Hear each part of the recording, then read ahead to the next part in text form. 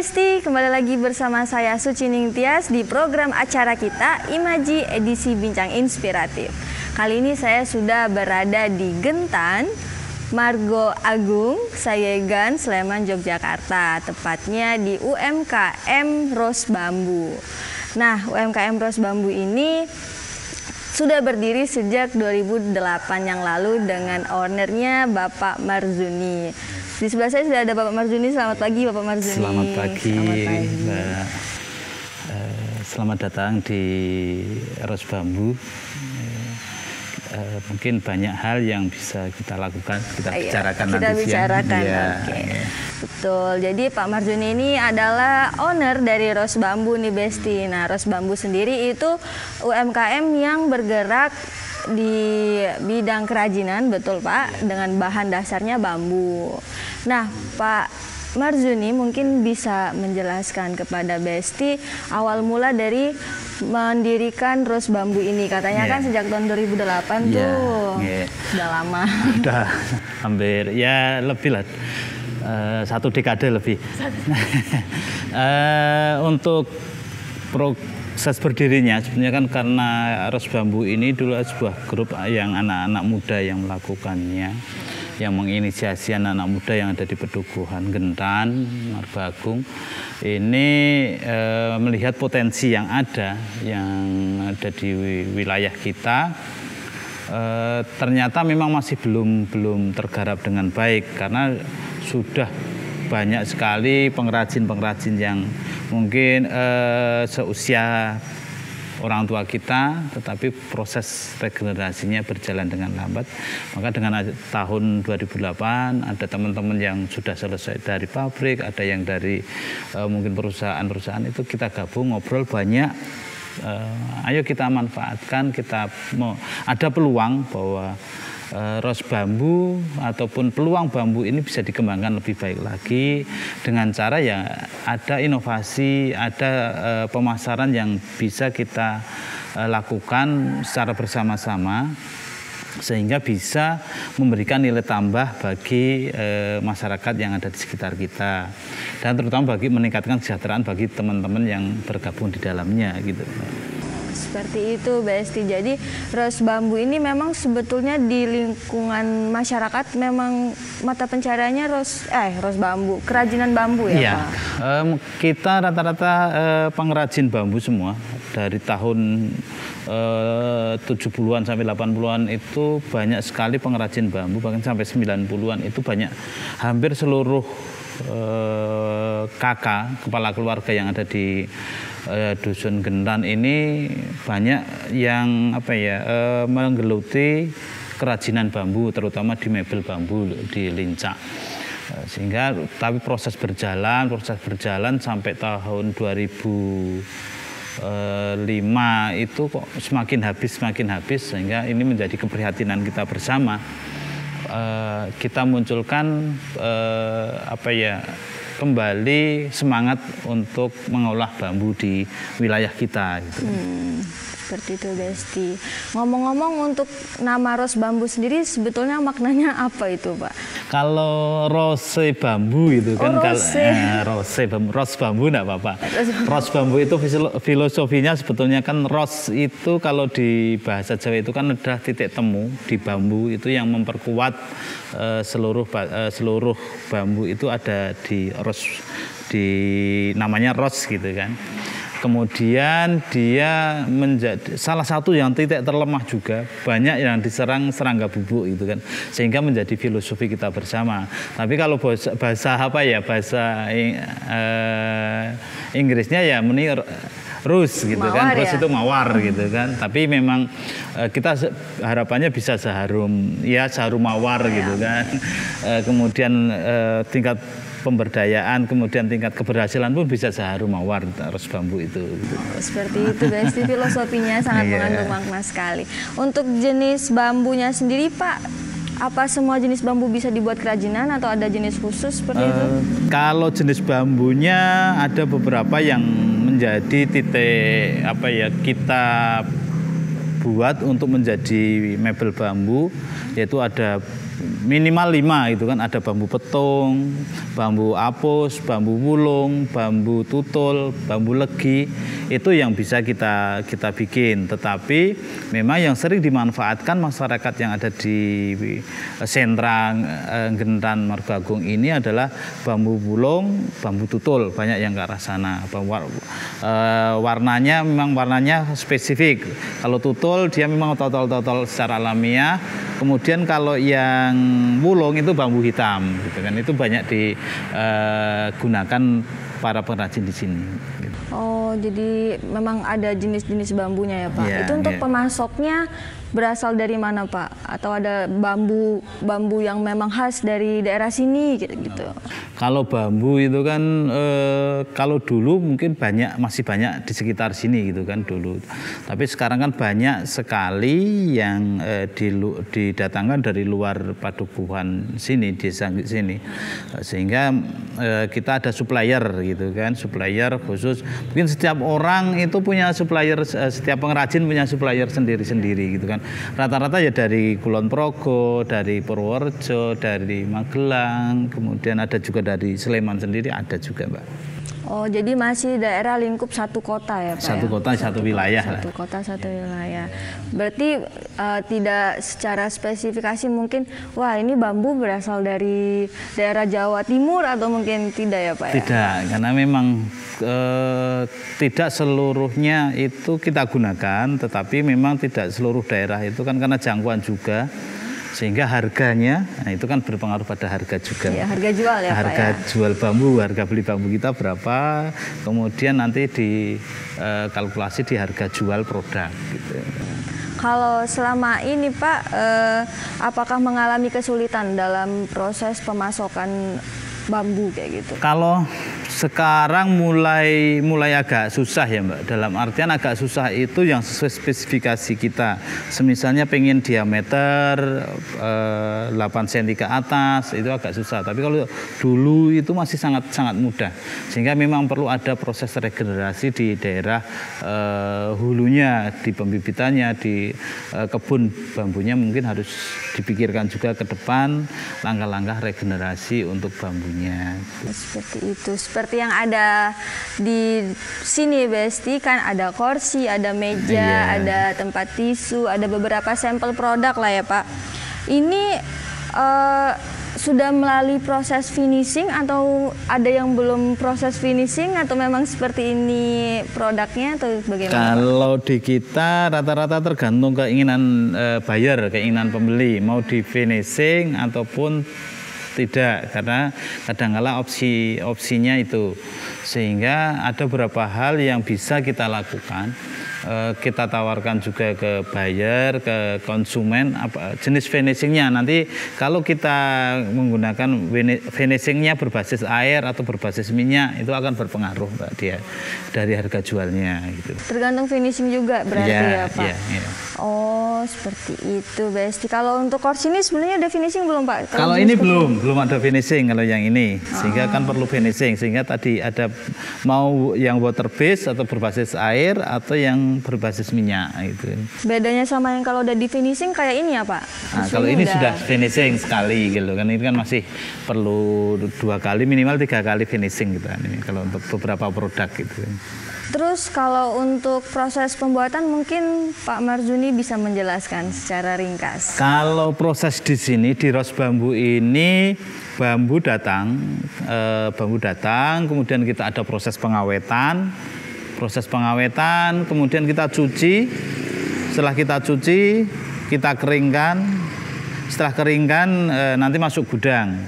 Setelah masuk gudang ada baru proses pembuatan, mau dibikin meja, kursi, atau tergantung pesanan yang dilakukan. Sehingga prosesnya ini mungkin kalau yang mungkin barang-barang kecil mungkin bisa sehari 2 hari, tapi kalau barang yang besar mungkin bisa di atas 2 hari, di atas 3 hari. Tergantung gitu kan. Request tadi ya. Tergantung request produknya. Nah Besti, untuk order atau untuk pemesanan di Ros Bambu ini jadi pakai sistem by request atau pre-order Pak ya? Customize. customize gitu kan. Customize. Jadi bisa custom sesuai keinginan Besti. Dari Pak Marzuni sendiri pernah tidak menerima orderan tuh ternyata yang sulit gitu, yang misalkan dari customer sendiri ada desain yang rumit seperti itu? Kalau sebetulnya kan itu prosesnya kan di awal, kalau ada buyer, ada pembeli itu kirim gambar, bisa dibikin enggak, kemudian gambar tekniknya seperti apa, ukurannya berapa. Kalau rata-rata ada solusi yang bisa kita tawarkan. Kalau tingkat kesulitan tinggi nanti mungkin hampir dikatakan tidak ada Mbak kalau sampai saat ini yang kita lakukan, karena memang beberapa hal yang memang kita tidak mampu untuk kita bikin, ya udah kita enggak terima gitu. Untuk produk dari bambu sendiri kan Pak banyak ya kerajinannya, ada mebel ya, namanya mebel kan, kursi ini. Terus kalau yang seperti ini apa Pak berarti? Kalau ini sebetulnya kan ke basisnya ada dua Mbak. Basisnya bambu bulat atau bambu laminasi di kita di Rose Bambu ini. Kalau bambu bulat itu nanti bentuknya seperti ini, gitu kan, sehingga jadi mebler seperti ini. Kemudian kalau bambu laminasi ini yang prosesnya seperti ini. Mau bikin tempat tisu, telenan, kemudian ini juga memanfaatkan limbah Mbak. Kalau yang ini kan tempat lilin, kemudian ada kotak-kotak dan lain itu berbasis laminasi. Gitu. Kalau dari customer sendiri Pak lebih banyak request ke produk yang seperti apa?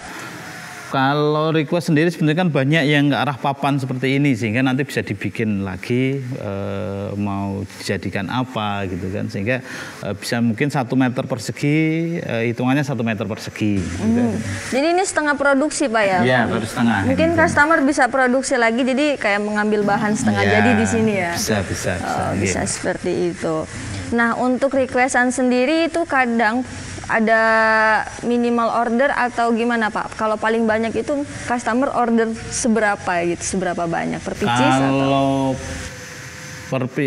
Kalau minimal order memang minimal kan 1 pieces itu kita layani. Kalau maksimal order sebenarnya kan tergantung mau berapa meter persegi gitu kan. Kemudian ukurannya berapa kita layani sesuai dengan bahan yang ada di kita. Gitu.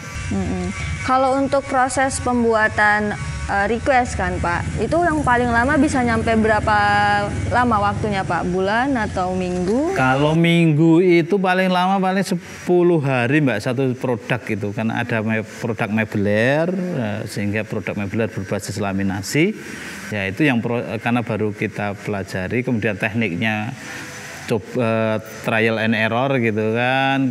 Oh ini pakai seperti ini ternyata gagal, tidak sesuai dengan gambar.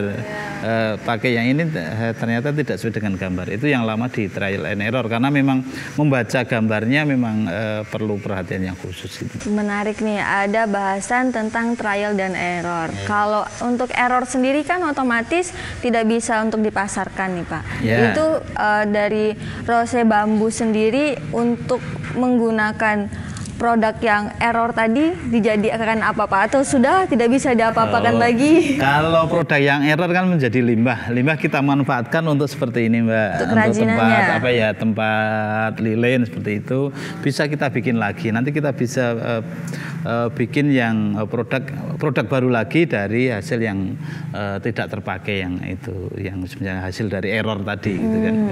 Jadi walaupun maksudnya produksi gagal mungkin gagal, tapi ternyata masih bisa diproduksi lagi, masih bisa digunakan. Untuk pemasaran kalau Rose Bambu dari mana saja Pak, atau menggunakan platform apa seperti itu? Kalau pemasaran kita rata-rata pasar luar itu ke 60%. Nah, pasar luar 60%, kemudian pasar lokal kita 40%.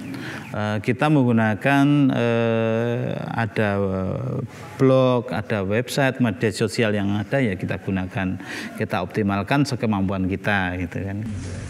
Jadi ada sosial media, ada website, mungkin platform kayak misalkan pasar online Shopee seperti itu ada Pak? Kalau Shopee pernah kita bikin, tapi kendalanya nanti di pengiriman Mbak. Kalau mau besar-besar itu agak susah, tapi kalau yang kecil ini baru kita mencoba. Ada beberapa platform dari kementerian yang baru kita ikuti, itu kita produk yang kecil-kecil kita ikutkan, sehingga tidak susah di proses packaging, proses pengiriman gitu kan. Kalau mebeler itu nanti di proses pengiriman rata-rata konsumen tidak mau menanggung untuk ongkos pengiriman yang mungkin seharusnya bisa beli 2, ternyata cuma beli 1 karena ada ongkos pengirimannya gitu. Kalau untuk ongkir sesuai ini ya Pak, sesuai jarak? Karena jarak, kemudian kalau di bambu seperti ini yang tidak knockdown, tidak bongkar pasang, itu memakan tempat, kemudian berat gitu. Nah, itu jadi harga kirimnya jadi lebih mahal gitu Mbak. Apalagi kan kalau misalkan pakai pickup kan lumayan juga ya Pak. Mungkin kalau misalkan ada yang lebih besar lagi pakai truk, nggak mungkin bisa pakai pickup. Ya kalau kecuali kan sudah pesanan berapa set, berapa pieces itu ya kita dengan logistik yang ada, misalnya pakai pickup, pakai truk, kadang ya ada pakai kontainer juga gitu kan itu. Nah, Besti, yang menariknya dari produk Rose Bambu di sini ada proses laminasi. Nah, ada proses laminasinya. Kalau saya pribadi kan dari orang awam ya mengenai ini. Kalau laminasi kan itu fungsinya untuk melindungi ya. Kalau kami dari orang awam, tapi gitu. Tidak tahu kalau di bambu. Di bambu seperti apa? Ya? Kalau laminasi itu adalah bilah-bilah bambu yang disusun sedemikian rupa, dilem gitu kan, baik horizontal ataupun vertikal, sehingga ini proses bambu yang dilem ditambah lem kemudian kita jadikan produk baru lagi gitu kan, sehingga proses ini namanya laminasi, sehingga nanti bisa bikin meja, kursi ataupun produk lain yang selain bambu bulat gitu loh Pak. Jadi bambu utuh kita bilah-bilah, kemudian kita lem, kita manfaatkan, kita buat produk sedemikian rupa, nanti menjadi produk baru lagi. Gitu. Kalau Rose Bambu itu mulai ada teknik laminasi, mulai menerapkan teknik laminasi ini sejak kapan itu Pak? Kalau teknik laminasi ini sebenarnya kan berawal dari kita ada dampingan dari lembaga internasional itu di GIZ itu GTZ dulu, itu mengenalkan laminasi gitu kan. Itu baru kenal awal ya sejak 2011 2012 itu baru kita kenalkan gitu kan, sehingga kita proses intensitas kita ketemu, ternyata ada sesuatu yang menarik untuk membuat pasar baru di bambu, ya kita bikin sesuatu yang baru, ya, itu tantangan bagi kita gitu. Karena tidak setiap pengrajin yang ada itu, tidak setiap sentra itu mau dan mampu mengolah bambu menjadi laminasi. Kenapa gitu. itu, Pak? Karena rantai produksinya jadi panjang lagi gitu. Proses produksinya nambah ya? Nambah, jadi nambah waktu, kemudian nambah karena ada proses setelah jadi bambu bulat dibelah, kemudian ada proses pengeringan dan lain-lain, kemudian dilem dijadikan produk baru lagi gitu kan. Sehingga kan ada tambah satu rantai produksi lagi lah gitu kan, nambah panjang gitu. Untuk waktu laminasi ini butuh proses berapa lama Pak? Lama nggak? Nah, kalau tergantung jenis lemnya Mbak. Ini kan tergantung jenis lemnya, kita menggunakan lem apa itu kan. Ada yang kadang 15 menit, kadang ada yang 4 jam, 3 jam, itu kan bisa. Gitu. Baik, kalau misalkan jenis bambunya kan kayaknya tidak semua jenis bambu, atau bisa semua jenis bambu Pak? Kalau yang kita gunakan rata-rata bambunya bambu yang tebal, bambu yang besar itu kan, sehingga bisa banyak bilahnya. Kita banyak ke arah bambu petung. Bambu petung bambu itu yang besar-besar gede ya? gitu, gede. Yang biasa jadi ini pondasi rumah apa jadi, itu? Ya untuk jadi gazebo dan lain-lain, sehingga kita bisa manfaatkan gitu. Kalau output produknya nanti seperti apa Pak? Atau seperti salah satunya ini output produknya kayak talenan seperti ini, kemudian ada yang tempat tisu, kemudian ada meja, kursi dan lain-lain. Mebel juga bisa ya Pak? Kalau mebel pakai laminasi. Kalau untuk keunggulan, dia lebih unggul yang laminasi atau yang tidak menggunakan teknik laminasi?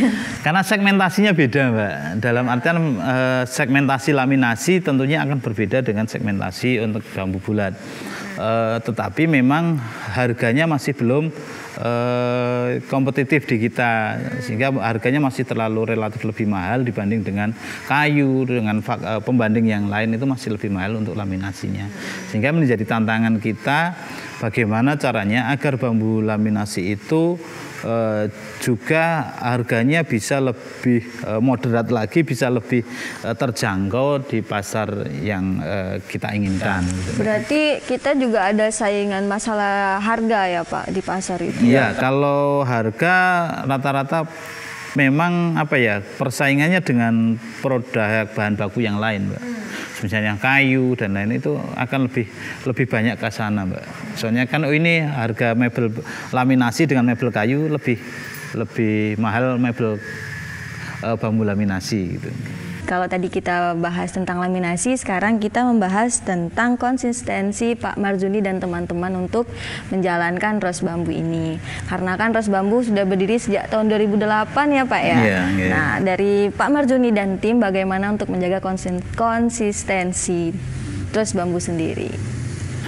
Sebetulnya kan faktor utamanya adalah faktor trust, faktor kepercayaan gitu kan, faktor kepercayaan yang kita bangun walaupun mungkin banyak kendala, banyak masalah yang kita hadapi, ya harus mau tidak mau kan tetap namanya bisnis, namanya usaha itu kan harus terus berjalan gitu kan. Sehingga nanti memang dari permasalahan yang ada, kemudian masukan dari kritik dan saran dari mungkin buyer, dari konsumen langsung itu tetap kita perhatikan, kita tindak lanjuti seperti apa gitu kan.